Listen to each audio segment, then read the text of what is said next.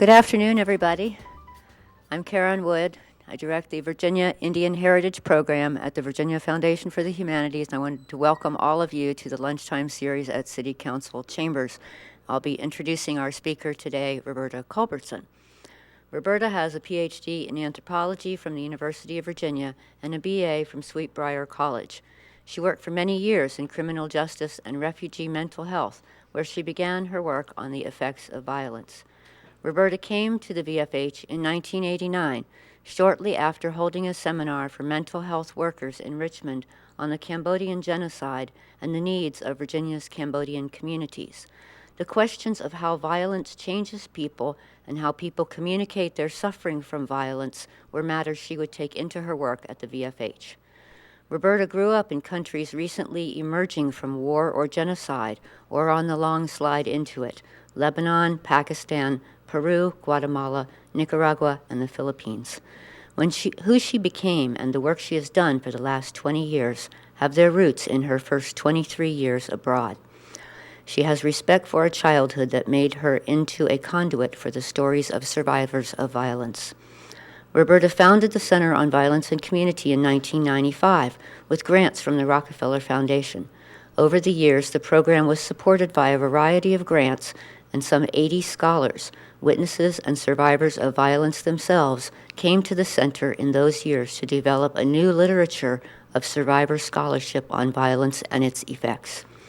She is the author or editor of many VFH publications, including Tough Times Companion, now in its third edition, and Surviving War. Siege, Crisis Leadership, and the Survival of U.S. Embassy, Kuwait is another of her publications. Her essays have appeared in numerous works, and she's just completed a manuscript on the topic she'll be discussing today: Dangerous Worlds, Spiritual Dimensions of Violent Experience. Please help me welcome Roberta Culbertson.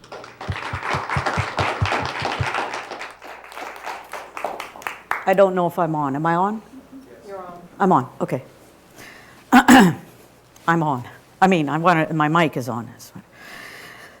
So anyway, great to see a wonderful group of people here, many of whom I know. If I don't know you, I like you already anyway. And I'm glad you guys were able to come out. It's freezing out there, as you know, and I really appreciate you making the effort to get here. Another thing I want to say is thank you to, this is my last talk, let me start there. This is my last talk as an employee of the Virginia Foundation for the Humanities. And I want to thank very much the foundation for its many years of supporting this work, which was a little bit of a stretch in the beginning for the humanities to take on. And I was a little bit of a stretch. For a long time, I was pretty difficult. I think I'm very nice now, however. And then I also want to thank Karen for my introduction. That was very nice. I like it a lot. I wrote the introduction. No, I didn't. But anyway, I also wanted to say thank you to Ann Spencer, who for many, many years has been my right arm, my support, and I hope I've been the same to her. But she's really helped me, and today she helped me particularly because I had forgotten my notes. And she had to go back out. I couldn't remember where they were, actually. It was even that bad. So finally, I did remember, and we have them. So otherwise, it was going to be an interesting talk, probably more interesting than it's going to be with the notes, but at any rate. So I thank you all, and I particularly thank Anne. I thank Rob Vaughn for having faith in me for all these years, and I thank Karen and everybody else. What I'm going to do here today is talk to you about what I call violent worlds.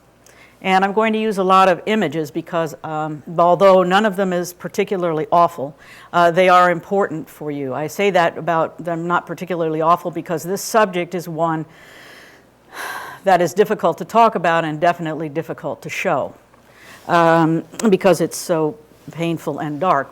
However, I hope that by the end of the talk today, you'll realize that there really are there's some hope and some information that we can learn from survivors of violence, both for their sake and for ours. So first of all, just take a look at that. Can you all see that fairly well? It's sort of a mishmash, but it's a, uh-oh, what'd I do? No, okay, right. Push something, right?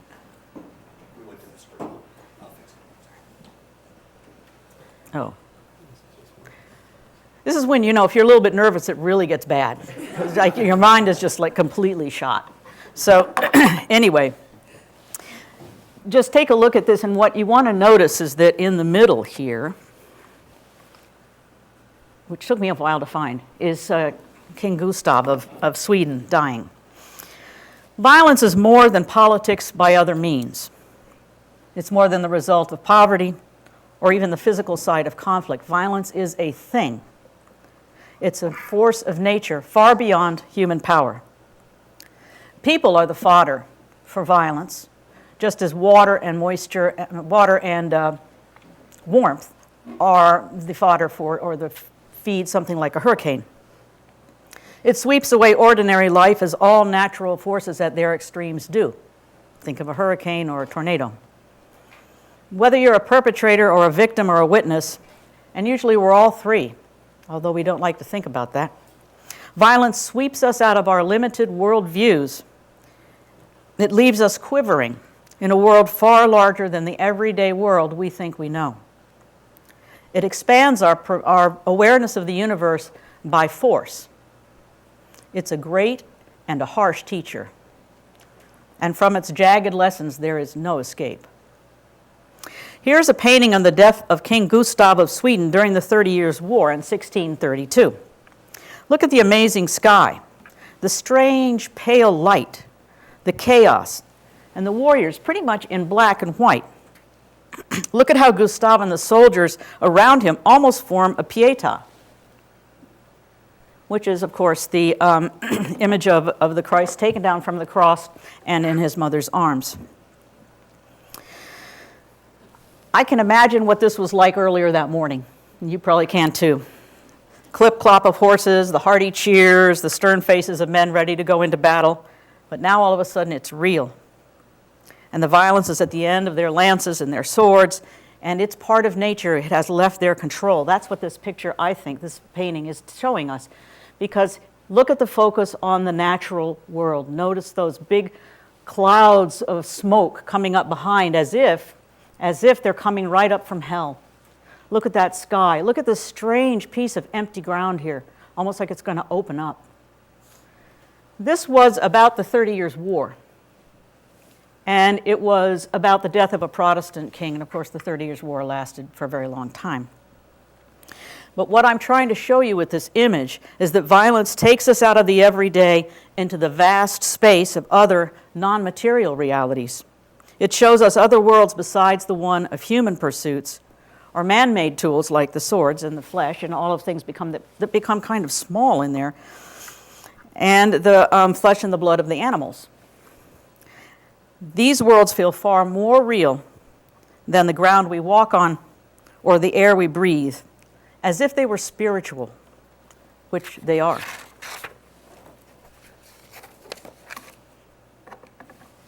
This has been the focus of my work at the VFH for the past 20 years. I believe that by bringing the humanities to bear on the subject of violence, we can better understand what survivors try to tell us about violence. We desperately need that knowledge, for we always underestimate the power and directions it will take when we adopt it as a matter of policy or a tool. It always gets away from us. If we can understand violence more fully, we can also better help shape a framework that can support survivors as they explore a knowledge that is unique to them. And that, in turn, can help them belong to this world again, as well as the one they join with violence. What I want to do with you today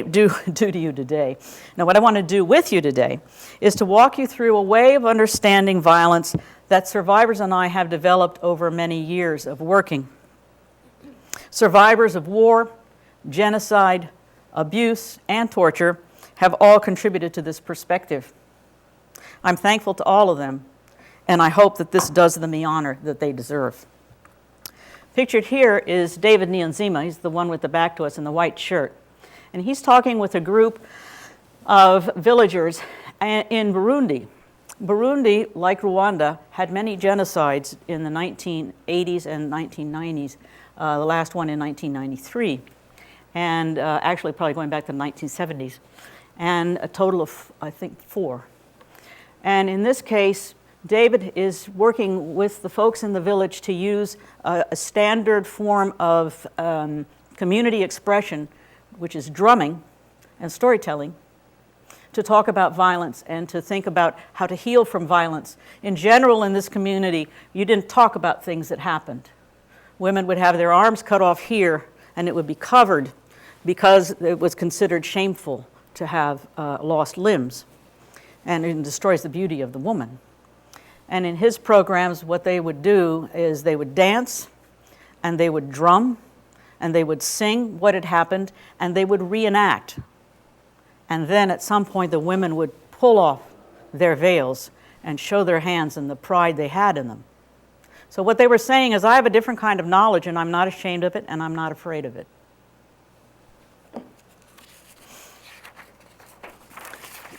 I love this photograph that's coming up next. Not that one. We've already seen it. This is actually during the Dust Bowl in the 1930s. And that is a cloud of dust. And it is moving so fast, it will be on those buildings in a few seconds or minutes at the most. You probably can't see, but down here in the front, right here, are two people. Now imagine standing where those people are in the photo. They must know that nothing will be the same afterwards, but they don't really know how it'll be different. They don't know all the strange paths their suffering will take after the storm hits. Violence affects us in similar ways. It changes reality, but in a very particular, violence-based way that's rooted in the hallmarks of violence, which include pain, fear, confusion, and destruction. You take any kind of violence, and I guarantee you'll find those three things in it, in different forms. Violence changes people in three main ways. First, it wounds them physically. And if you read anything about what IEDs actually do to people, you'll realize that this is no small matter even today. The weapons of modern warfare are able, and of modern police departments and modern gangs, are able to cause more destruction to the human body than you can probably imagine. And because we can keep people alive, the suffering of people in some ways, some people would say, increases. So we need to be cognizant of that violent wounding, physical wounding. Then violence also changes the neurochemistry of the brain, and I'm sure you all have heard about this, how people who are survivors of violence tend to have an exaggerated startle response. They tend to suffer from depression, they suffer from anxiety, they tend to get angry more quickly than perhaps one would think is appropriate, and they tend to have a kind of, I don't mean this word in a clinical way, but they have a paranoia. They're anxious about the world. What they see of the world is really what in the world might hurt them. So they live a kind of compressed life in the way of participating in our own lives. But there's a third thing that violence does too, and this doesn't really get talked about very much. The thing that gets talked about are the first two. But the thing that doesn't get talked about very much is what I was mentioning before and what this picture kind of shows you, even though this is a different kind of violence, obviously, violence of nature. But the sheer power, horror, and enormity, the surprise of violence. And here's another interesting thing. Violence is almost always a surprise. I don't care if there have been 10 years of buildup. When it happens, it's a surprise to you. It has a twisted logic. And the fact that you can't forget it, guess why? Because it is real. You start to forget this reality and wonder if it's real. And you believe the violence is real because it is real. So the survivor becomes, unwittingly and unwillingly, a spiritual seeker, a person who lives in the world of the fearsome, the profane, and the all-encompassing, a very intense, often dark form of awareness of the larger world. Most of the time, they can't find their way home. And maybe they don't even want to go home. There's something about getting back to that place that is almost a calling. Still, like Alice in Wonderland, to use a fairly trivial metaphor compared to what we're talking about. They want to know where they are.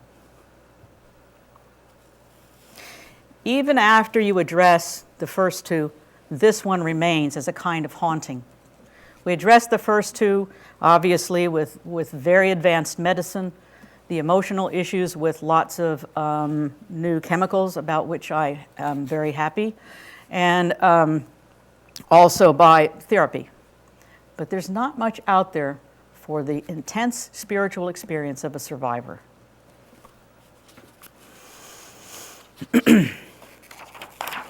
Why not? Well, because it's difficult to think about violence. In fact, you can't even imagine it. People could not imagine what a dust storm was going to look like. That's a mile high. Until they began to show up. And of course, at that time, everyone was surprised because no one knew dust storms were going to be the product of a particular kind of farming in the West. What violence is not. This tends to be why we end up in violent circumstances, is because we are not aware of exactly what violence is. This is a picture from the Civil War of people practicing ambulance work. And I think if you notice this picture, it's quite interesting. It's very clean. The Zouaves, who are that's their particular uniform, have very nice white puttees.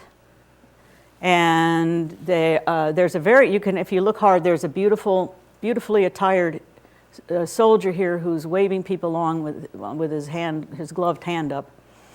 And I know they're not really having a picnic, but maybe they are back here.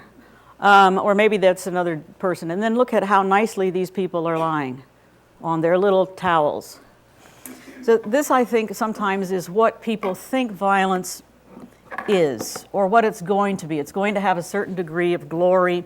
It's going to function as a tool, and then when we need to clean things up, we'll have these nice things to do it.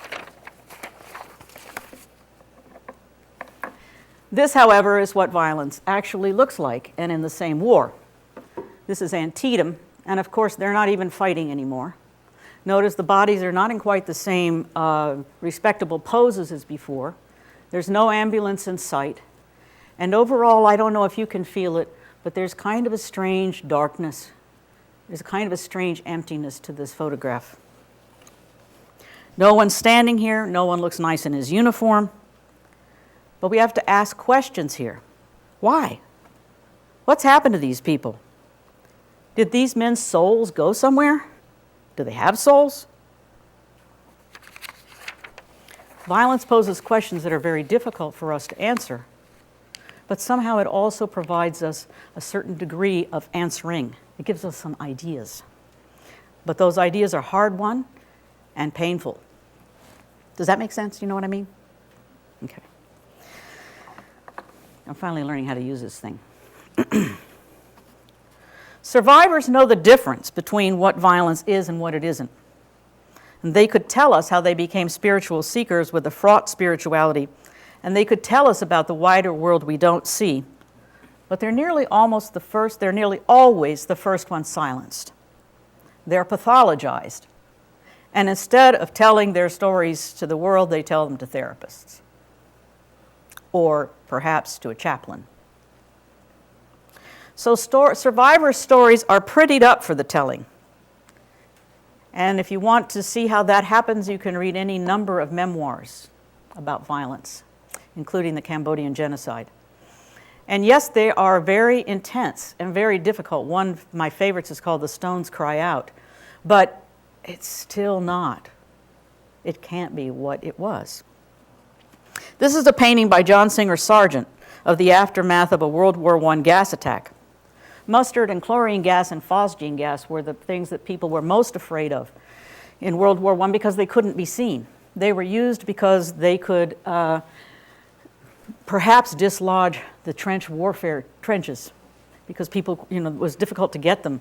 So maybe some gas floating over them would cause enough damage to move them back. Its effects were delayed, at least in mustard gas, and nearly impossible to treat. One caused severe blisters inside and outside the body, and the other that was mustard, that was chlorine gas. No, phosgene. And then, no, mustard gas. It doesn't really matter, does it? Okay, it was bad. And then chlorine gas, that's right, chlorine gas was the one that actually destroyed the respiratory system and caused great coughing. So now let's look at this picture. And you see that we have these guys walking along. Notice the yellow, that's the color pretty much of mustard gas. They're walking along, each one leaning on the other. And then sort of your eyes are drawn to the fact that there are a whole bunch of people down here as well. And then there are people over there as if they're waiting. But the thing to sense here, let's look again now at what's going on here. This is one way that people try to talk about violent knowledge. But the survivor won't agree with what they say. See how John Singer Sargent has helped us to understand what's going on in this picture. We can't see any soldiers' expressions. We can't see their burns. We can't hear their coughing or their vomiting, although we can see one's turned away, maybe vomiting, or maybe talking to a friend, we don't know. The soldiers are suffering, but the men walking are supported by others, and they're still in the noble poses of soldiers. Sargent here is able to give us a certain degree of information, but then also to keep us distant from it. So we don't really feel what we're seeing. Instead, we see, what do we see here? We see heroes. We see a certain degree of heroicism and commitment. And those are high ideals. But for most people who suffer violence, they're unreachable. This is a poem that I have found just seriously devastating for a long time. It's by Charlotte Delbo, who survived the concentration camps at Auschwitz for many years, actually, which most people didn't do. She's written plays, and she's written poetry, and she's written essays. This is called "O You Who Know." And think of us as the ones who know. O you who know. O you who know, did you know that hunger makes the eyes sparkle, that thirst dims them? O you who know, did you know that you can see your mother dead and not shed a tear? O you who know, did you know that in the morning you wish for death and in the evening you fear it? O you who know, did you know that a day is longer than a year, a minute longer than a lifetime? Did you know that the stones of the road do not weep, that there is only one word for dread, one for anguish? Did you know that suffering is limitless, that horror cannot be circumscribed? Did you know this, you who know? Charlotte Delbo is one of the lesser-known writers of the Holocaust. I think she's partially obscure because she's too raw. She's too haunted to be read. She shows how victims become perpetrators and how horror becomes part of your body. And she shows what happens to your poor mind. A minute is longer than a year. A minute is longer than a lifetime. I always get that wrong. A minute is longer than a lifetime. It's so impossible even for me to think about what she's saying there. A minute is longer than a lifetime, and a day is longer than a year. We might put these different ways, even if we wanted to try to make a point about how time expands and contracts.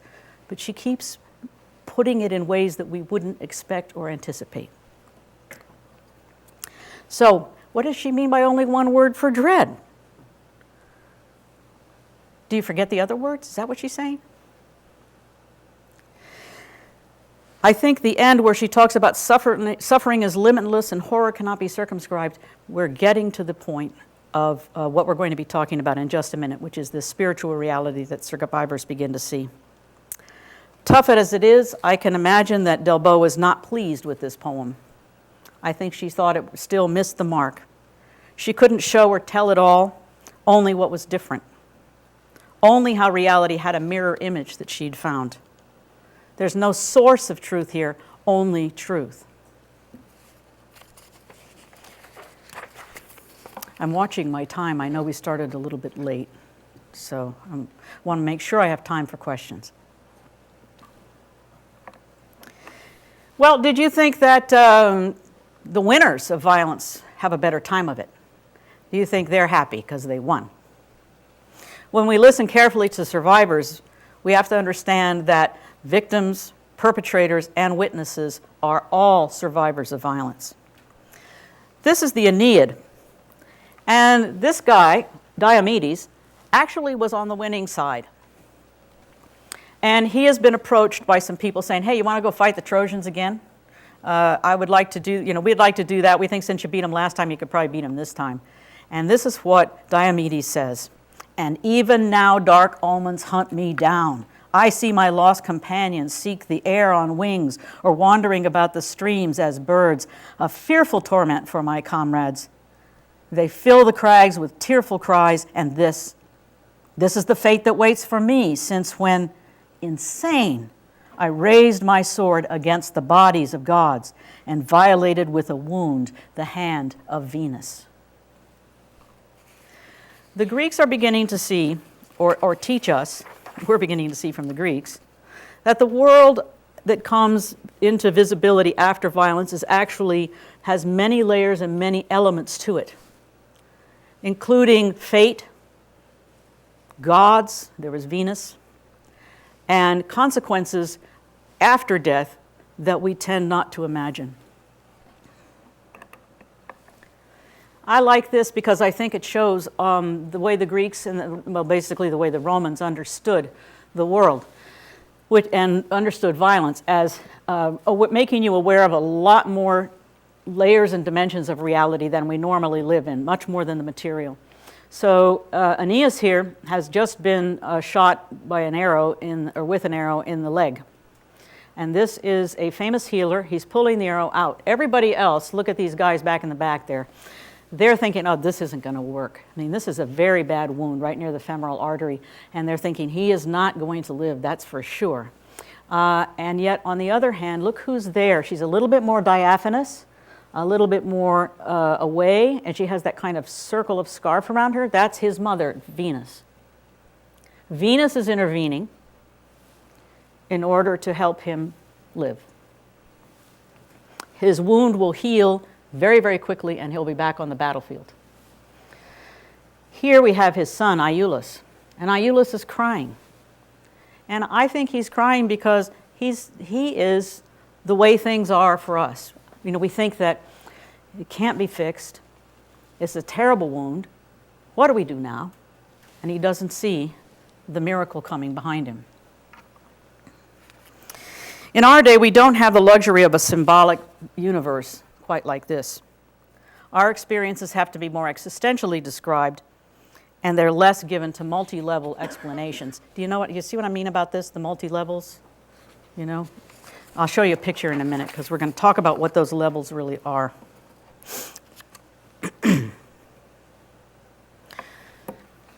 Here's another poem by Wisława Szymborska, who's also a Nobel Prize winner. And she lived in Poland through the Nazi invasion, World War II, and the Soviet era. And you'll see what she does is a little bit different than what Delbo does.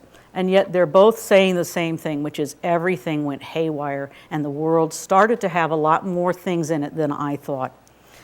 And the mysteries became the reality. Once we knew the world well, it was so small it could fit in a handshake, so easy you could describe it with a smile. It was ordinary as old truths and a prayer. History did not welcome us with fanfares. It threw filthy dust into our eyes. Before us only dead-end roads, poisoned wells, and bitter bread. Our war's booty is knowledge of the world. It's so large, it can fit in a handshake. So difficult, you can describe it with a smile. It is extraordinary as old truths in a prayer. So Szymborska flips everything. But she still doesn't tell us what it is. What is there?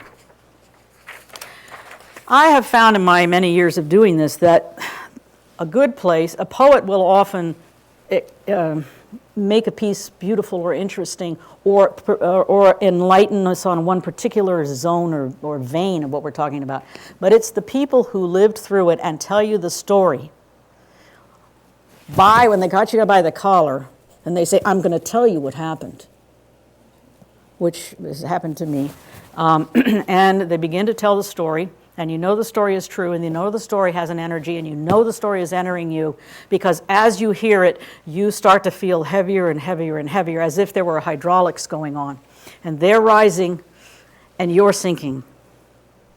And at the point of the story's end, they feel that they have, what they've told me, people have told me, good friends, have said, the burden's lighter now. Charlotte Delbo had a play called Who Will Carry the Word? Why? Because the word is heavy to carry, but other people have to carry it. And so other people have to carry it. So I'm going to tell you a couple of stories. Now, I apologize for people who've heard these stories before, but so many stories I know are so awful, so physically distressing that I really don't want to tell them here. They're hard for me and they're hard for you. So I'm going to tell a story that I've told many times. I'm going to tell two stories I've told many times. But they also, one of them is the one that got me started on this whole thing. So it's an important story for me. I was at lunch with a group of people. One of them was a Cambodian woman. Her name was Kern Kav. She was there to talk to a group of nurses about birthing babies in Cambodia. We were sitting there, you know, typical American meal. We had this gigantic salad in front of us. And, you know, all sorts of stuff, ham and cheese and everything on it. And we were all just, and she stopped, put her fork down and said, I can't believe I'm here. I can't believe I'm doing this. And then she told us a story. Well, not really a story. I hate to call them stories. They aren't stories. She told us a truth. She told us a reality that involved 4 years of her torture and imprisonment in Cambodia and her children's starvation. And as the war came to an end, she was able to find them miraculously and to begin to run toward the border of Cambodia and Thailand, to make it across the border, and then to fall down and not be able to continue. She said, I was about that big around. I had nothing left. I just said, okay, now I die. She said, my kids were on me. They hurt because they were pushing on my bones, and they were all bony too. She said, I just go, and they just sat there because they were tired too. So we all just sat there in the woods, and I was looking up at the sky and the trees, thinking, the end. And then I heard something, and I looked, and a man was coming out of the forest carrying a loaf of bread. She said, we hadn't had bread in Cambodia in 10 years. Not 10 years, 4 years. And the man said, eat this bread. The border's not far. And she says, I took it, and we ate it, and the border was not far. Well, I'm kind of a literal person, so I said to her, is that real bread that he brought you? Do you think that was real bread? And she said, she just looked at me. And she said, either way, it was a miracle. So, because I thought it might be a kind of spiritual bread or something that just gave her energy to get up and move on. She said, I don't know, nor do I care. I'll tell you, here's a photo.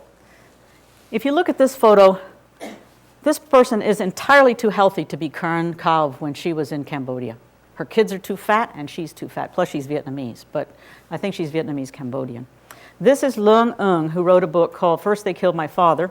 She was a young child, really, in Cambodia during the Cambodian genocide. And if you put this over there, put her picture over her picture, you would have a little bit of an idea of what Kern looked like when I talked to her. By which I mean she was beautiful, and she was haunted, and she was afraid. One thing Kern said to me, which might be appropriate for this time of day, I said, what about food with you? And she said, I'm always hungry and I'm never full. And I eat all the time. And she was skinny. Okay. I'll just tell you a very quick next story. I won't talk too much about this image. This is Notre-Dame Church in Rwanda. It's a very interesting image to look at closely because it shows how the demonic enters the spiritual. Notice the light. There's a skull on the altar. There are bones everywhere. This was where 5,000 people were killed In a few hours, it's the size of a 7-Eleven. I'm going to tell you about David Niyonzima, whom you saw before. David underwent an experience where his entire school class was killed. He himself was the teacher of that class. So he, of course, felt very responsible for the fact that all the kids were killed. He hid in a gas station under the lube rack. And he left there. When night came, he left. He went to his parents' house. No one was there. They were already in the bush. He climbed up into the rafters and thought, I'll stay here. And 3 days went by, and all he was doing was biting his nails and going, ah! He said, I don't know what I did. I don't know what I thought. I just cried. I was totally out of myself. And then he said, I heard a voice, and the voice said, David, what are you doing here? And he said, I knew it was the voice of God. I knew it. And I just got up, I put myself together, I went back to the school, and I started burying my students. 2 days later, I went into the village. I saw the man who had brought the killers to us. I put out my hand, and I shook his hand, and I said, I forgive you. He said, I have no idea why I did that. He said, I was driven to do that. That was God coming through my hand. I could give you many, many such stories, but what I want to do now is move, based on those stories, to the 4 things that I want to talk about that are the 4 layers of the survivor's other world. These are the dangerous worlds. These are the levels that survivors see. I'll tell you, too, that the first level and the second and the third and the fourth really all happen in order. They happen just like that. People say, oh, well, if you think about poor, what's-her-name, who started the 5 stages of grief, and she just got nailed because, well, they're not, one comes and then the other one comes and then this one comes and, well, these actually do work, 1, 2, 3, 4. Then after you've hit them all, you may be going back and forth, but they do work that way. Okay, the first discovery the survivor makes, and this is kind of how it happens, is, imagine that he's experiencing violence, and he looks outside his normal world, which is all green and pretty and has people and the sun, and he sees these other levels of the machinery. So the first world that the survivor encounters is what I call the real world. It's the world of nature that doesn't care whether humans live or die. So when you get bonked on the head and you fall down, it's not like the ground goes, oh, let me hold you. The cement is still hard. Everything in the natural world doesn't really care about us, although we tend to think and like to think that it does in some way. Violence brings it to us immediately that it doesn't. And so now you have to have the world, you need the world, because violence is very physical, and the world doesn't care. The second discovery, so that's the first level, is, oh, there's this natural, hard natural world. The second discovery is that there seems to be a moral dimension to reality.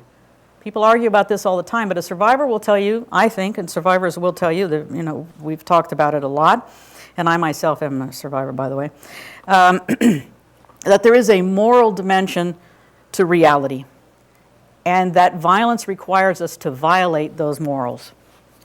Just very quickly, what those are. Remember these, because these, I think, are where the survivors spend most of their time and where we can be attentive to ourselves. Remain true to your human self. Don't surrender your sense of being human. This is a fundamental law.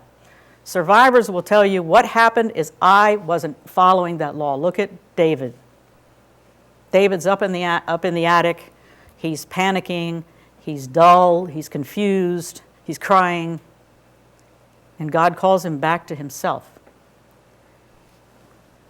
Second one is don't let anyone die.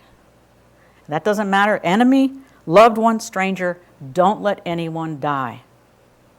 And that can be dying in a lot of ways, but let's just talk about in violence. It's usually the physical dying. Don't let anyone die. And the last one, and I could give you stories about this. If you want to know more, you can read my book, which isn't published yet, so it's not an advertisement. And then last is to pay attention. Don't miss the warnings. So many people say, I should have seen it coming. My friend Vanton said, we had civil war for 10 years. We could hear the bombs blowing up outside the city, then inside the city. We could see the troops. Even then, when the Khmer Rouge troops were coming in, even then we said, this is going to be fine. They're Cambodian just like us. And then the genocide started that afternoon. That afternoon. She said, in one afternoon, I lost everything. But of course I knew. So in short, the moral dimension of the violent universe makes us face the truth of humanity, that there is such a thing, that in violence we must hang on to our humanity, because the world won't, and violence won't let us. So what happens is that in violence, all these are always violated, and that is what the survivor suffers. That's the level of the universe in which most survivors seem to pass their time.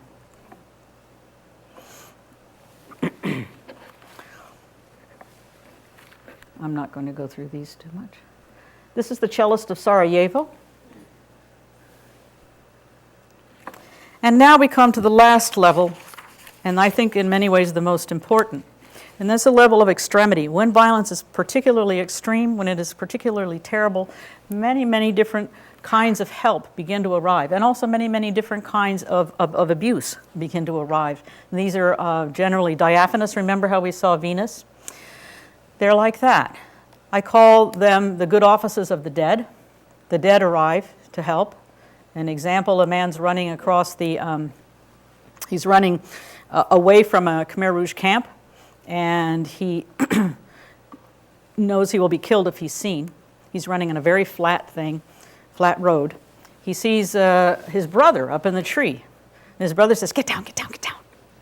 So he gets down. And just then, around the corner, around the curve, come some Khmer Rouge soldiers who would have killed him, and in very, very unpleasant ways if they had caught him. The only thing was, he said his brother was dead. And so how had his brother made, this announcement to him? I call those the good offices of the dead. They're very, very common. The next one is the realm of spirits and spirituality, and spirits who save you. And in this case, my friend was saved many times by the Virgin Mary. And I will tell you that over many years, she has avoided the Virgin Mary and now has returned to her. And I think I'll end with this, because I think what you see is that with this level, we begin to move into the level of the divine. Mary is, of course, an emissary and a representation of the love of God.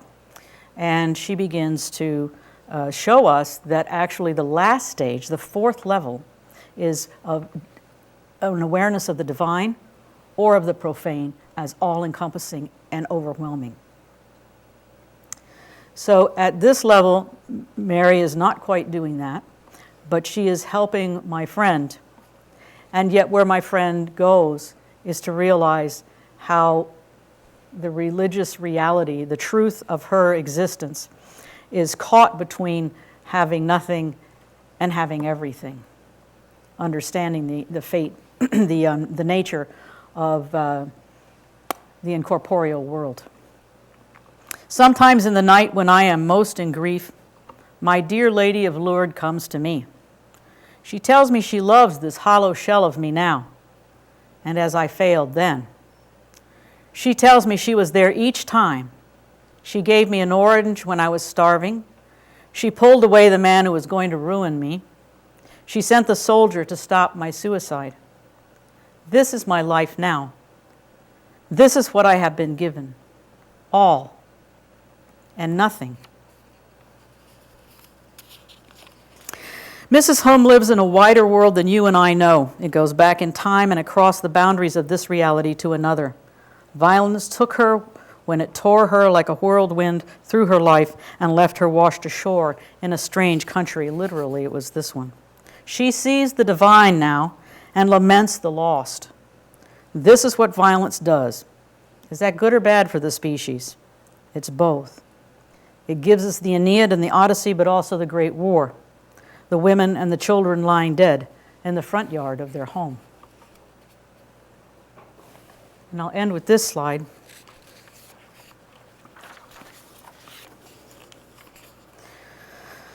Because to sum up, I would like to say, I think this slide somehow captures it, but not in any way you can talk about, which is the point.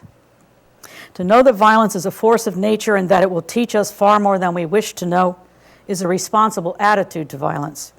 Nature teaches that no man can stand against a flood nor stop an earthquake. We call these acts of God. Violence is the same, and in those terrible moments of collapse, people glimpse the world beyond the everyday and its overwhelming power. And finally, just let me say that while I tend to use a Christian vocabulary when I'm talking about these, please know that I'd use that kind of vocabulary because it's most current with us.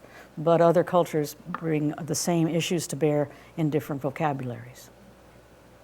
Thank you.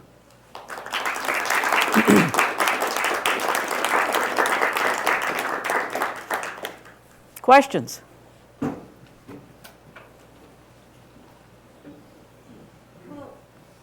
You actually answered mine because I was going to ask you whether, you used Christian imagery and if other people that are Buddhist or, whatever they are, do they use a different vocabulary? So I don't know if you want to say any more about that or not, but. Well, yeah, I can say something that's kind of interesting, and that's that Karen, remember the woman who got the bread in the forest? She said to me, I became a Mormon after that. She said, I'd been a Buddhist, but I didn't think that being a Buddhist, there was any kind of God that would treat me and find me like that God did. So there's a way in which there's the passion of Christianity, the violence that is the center of the Christian theology, does resonate with survivors of violence. But you don't have to go that route. There are other people, because in every culture, of course, you have this sense of the power of the beyond, the power of the divine, and the divine actually, when you actually have a sense of its ultimate nature and participate in it, you don't need a God. You are one with it. Yeah. I have not so much a question as perhaps three comments that might relate and interleave. One is, in a certain way, the most worldly. The diplomat Richard Holbrooke died suddenly and shockingly. Mm-hmm. Apparently, his last words, and this was reported in the New York Times story by Chandrasekhara, mm-hmm. His last words were to his Pakistani surgeon, that I'm now mm-hmm. quoting, "You must stop the war in Afghanistan." I think it's a significant remark in every possible direction, And at that time, at the time of crossing over. Yeah, apparently, but also not insignificant that his surgeon was Pakistani. Mm-hmm. And also not insignificant, very significant, that in fact these words are reported to all of us, including our president mm-hmm. and the Secretary mm-hmm. of State and. Mm-hmm. The second comment is, I think, by the theologian Karl Rahner, talking about Jesus Christ mm-hmm. in regard to the Christian imagery. At a moment when I found it difficult to approach and comprehend, I read that Rahner said what Christ was for him was, no matter what he experienced that was bad, Christ had always experienced something worse, and that Christ was there for him. An image of God as man that I didn't expect, mm-hmm. But I think resonates mm-hmm. with mm-hmm. something other people have said. And the third one is something that an Athabascan woman said to me. I was asking her about certain stories that I've been told mm-hmm. that involved giants as these creatures who would come, they're old stories. And usually a giant would come, usually it was like the father of the animals, would come and help somebody whose people were starving. And it was always about a specific incident. Mm-hmm. So I asked her something about the giants and if they were related to something else. So whatever my question was is irrelevant, I think. Her answer, though, has stayed with me. And it was this. She said, a spirit comes to a destitute man in a form he can recognize. And I think what makes violence interesting is that some of the time you can recognize the spirit, and sometimes you can't. As a spirit? As a spirit, as anything. And that's when it becomes just such a terrorizing or disorienting experience. Thanks. Let's get some any other questions in? Yeah, Henry. I was impressed with your observation that survivors are pathologized. I mean, that that their condition is turned into a sickness or a pathology, and that they are marginalized. And I'd like you to comment on the way that violence just saturates our popular culture in that it's a form of entertainment, and and it seems that every other advertisement on television for a new television show upcoming emphasizes violence, and it seems that Americans crave the opportunity to exercise righteous violence. I mean, to find evildoers and destroy them in absolutely awful ways. And so I wonder, with how you can talk about this work, doing this kind of work that you're doing in an overarching culture that seems to celebrate the glories of violence. I think thanks. That's a good question, and it's pretty easy to answer, actually. And that is that a Vietnamese guy said to me, he'd been in prison in Vietnam for many years in tiger cages. He was a North Vietnamese who fell afoul of the law in North Vietnam. He said to me, he ran an ice cream store at VCU, and he was a physician. And he said, you guys wouldn't last 2 minutes. Okay, I'll give you 2 days with a war or with real violence. You don't know anything about it. And I think that there is a real difference between, I think there's an excitement to mixing, just like when you ride a roller coaster, to mix possible death and that's the death drive or whatever you want to call it. But that's really separate from the experience of violence itself. People who are having such a good time with violence in watching it and so on may try to go and do it, but they won't be powerless against it. And I think that's one of the keys, is when you're powerless against it. Most of my work has been with survivors of mass violence, genocide, but the same rule applies in any kind of violent system, including a home where a father is beating the children or a mother is beating the children.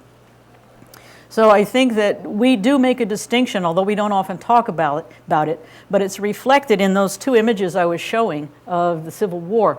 Even though you might think it's not sanitized, I mean, you're looking at the inside of the person who's, at CSI, the person's stomach as they're getting, cut open to see how the bullet went in. But in a way, it's still aesthetic violence. The more interesting question, or not the more, but another question, is that how is it that when cultures are in real violence, they ultimately begin to aestheticize it? They begin to make it part of their art and their beauty, because actually violence does have beauty. And I think that's sort of where we get mixed up. Violence has beauty, but it's also really just crummy. It's smelly and dirty and poopy and cuts off your arms and your legs, and it hurts. It hurts, it hurts. People don't understand how much violence can hurt. Just bang your knee. So that's why I think they're really different things, and it's part of our foolish unawareness of what violence really is. Does that answer? Yeah. You got to wait for the mic, I'm sorry. Not that I can't hear you, but... My name is Frank. Thanks very much for Hi, your Frank. talk. I'm an anthropologist. You're an anthropologist. Mm-hmm. One of the first things you said that I really liked was that I think you named 3 things about violence, roles vis-a-vis violence, and one of them was, I think that you said that we're also participants in it, if I'm not mistaken, and that we Right. don't often like to think of it that way. Right, I think right. that's a wonderful point. I wondered if you might expand upon that. But in relation perhaps also to their overall framing that you've chosen and emphasized, that violence is a force. I think you might have even said it's a force of nature, and then at one point you kind of contrasted it with forces of nature. In your closing, you talked about how you quoted someone as saying, no one can stand against a hurricane or a tidal wave. Those are forces of nature.